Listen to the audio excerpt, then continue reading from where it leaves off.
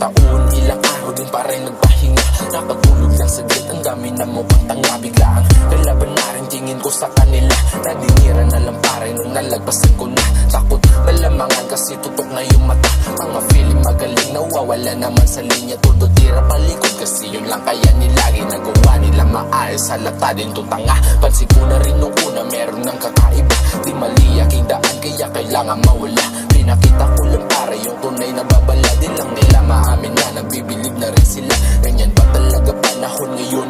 Malinis makiusap pero may binubulok. May mali lang kayo para di nyo na alam noon. Magdiwan na kapela, gawa ka na ng kahon. Pagtapos neto pare gawin ko na rin banta.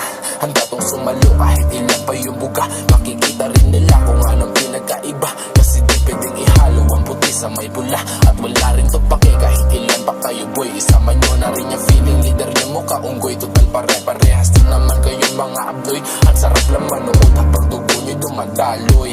O sige, sagutin mo nga kung nasa linya ka. Mga bago nyong labas puta nakakatawan na. Pangit ka na nga sumulat, pangit pa na yung mukha. Ginawa nyo ng libangan na mangungumpal. Bigla sa dami nyo na nilabas puta wala pa tumatak. Sinasabi nyo na magaling kayo. Eto sa pak 10 minuto ginawa pero sa utak natatak. Dito pinaghaandaan sadya gusto kong magwasak. Pero mayong kapatid, mag-iingat ka palagi. Kasi mismong tropa mo na rin sa'kin pa nagsasabi.